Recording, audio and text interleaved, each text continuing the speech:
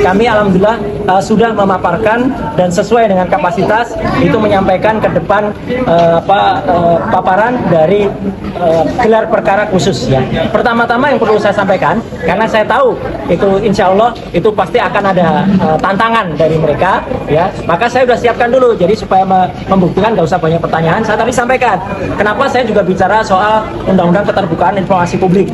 Nah, sebelum tentang undang-undang keterbukaan informasi publik diberikan, saya sampaikan kalau selama ini mungkin teman-teman banyak lihat, saya dulu ikutnya keterlibatan di apa? Ini adalah surat dari Kementerian Komunikasi dan Informatika, masih zaman menterinya Pak Syamsul Muarif. Jadi ini surat di tahun 2003. Saya adalah termasuk diundang secara pribadi ya dari Universitas Gadjah Mada. Jadi clear kan, saya Dr. Ismo, Dr. Tifa, clear banget. Dan yang lainnya adalah para lembaga. Kemudian saya tadi juga sempat karena ada DPR, saya sampaikan juga untuk DPR saya berkali-kali menjadi ahli di DPR sebelum saya menjadi anggota DPR ya. Jadi clear banget. Ini undangan untuk khusus pribadi saya selaku ahli multimedia telematika. Dan yang paling menarik tadi membuat para penyidik itu agak ada yang senyum adalah apa? Sebelum undang-undang itu disahkan, saya justru memberikan penjelasan kepada Divisi Humas Mabes Polri waktu itu soal undang-undang keterbukaan informasi publik dan undang-undang ITE.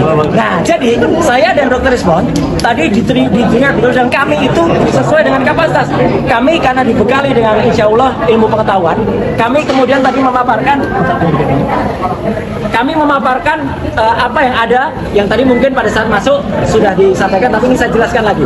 Saya menjelaskan tentang analisis teknis ijazah dan skripsi yang 99,9% palsu ya. Dan saya terbuka sekali, kami terbuka.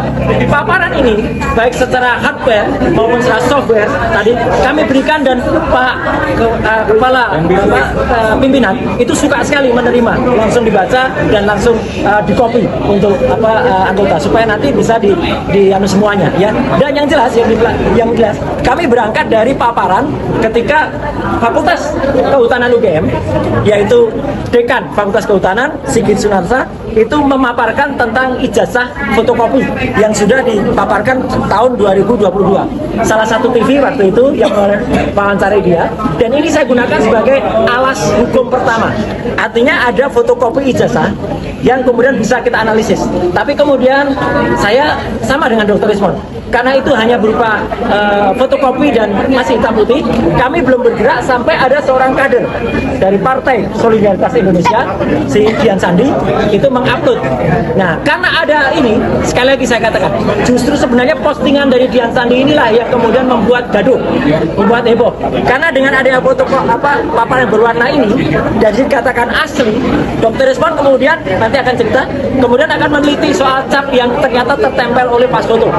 Ya, dan itu jelas banget tadi penjelasannya jelas banget, pakai red, green, blue, berapa skalanya clear banget. Ya, jadi ini kemudian kita teliti dengan ELA, Error Level Analysis.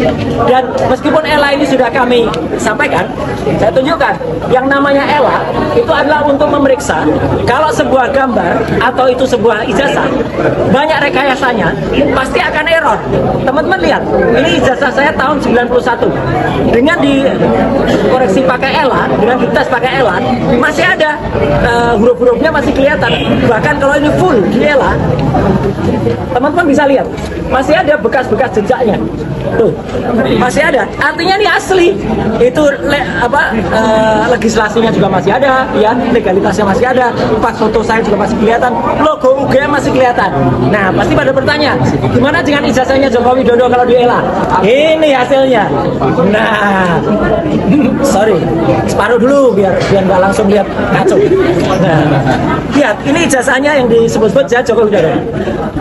Runyam, begitu di ELA hancur dia.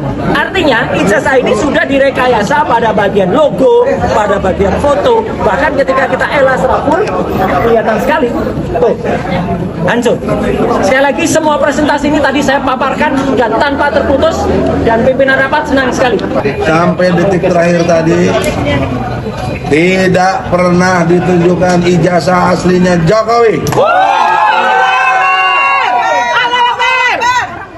Ketika itu terjadi, saya bicara, kalau kesimpulan gelar perkara ini tidak menunjukkan ijazah asli Jokowi, gelar perkara ini nothing. Betul. saya nyatakan wall out. Ya.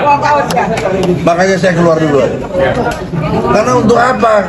Secara ilmu hukum, kalau saya tetap ada di situ berarti saya setuju. Dan tiba-tiba Yakub Hasibuan, lawyer dari sana menyatakan gelar perkara disudahi dan jangan lagi dilanjutkan. Lawyer satunya bilang tidak perlu tunjukkan ijazah asli karena merendahkan Jokowi. Urusannya apa dengan merendah-rendahkan? Ini kan bicara fakta hukum. Mereka juga tidak berhasil untuk memberikan bukti baru. Ini ada bukti baru loh, bahwa ada dugaan ijazah palsu, sehingga mereka harus berhenti. Nah, ini lanjut. Nah, ini yang harus paling penting di situ. Nah, selama ini kan mereka mendalilkan kepalsuan. Ijazahnya palsu, tapi mereka tidak pernah membuktikan kepalsuannya ada di mana. Padahal kan ini kebalik-balik gitu. Masa mereka yang mendalilkan keaslian, tapi mereka yang itu kepalsuan, itu palsu. Makanya tunjukin dong aslinya. Dan sampai hari ini pun, mungkin tadi rekan-rekan sudah dengar juga dari pihak mereka masih tetap sama juga memintanya, intinya tunjukin dong aslinya. Tadi saya sampaikan juga pada saat gelar khusus, kalau kita tunjukkan pun, walaupun kami tidak ada kewajiban hukum ya, kalau kita tunjukkan pun, bagi apa Anda memiliki otoritas untuk menentukan ini asli atau tidak? UGM yang mengeluarkan sudah mengatakan ini asli. KPU yang memverifikasi sudah mengatakan ini asli. Mereka lapor ke polisi.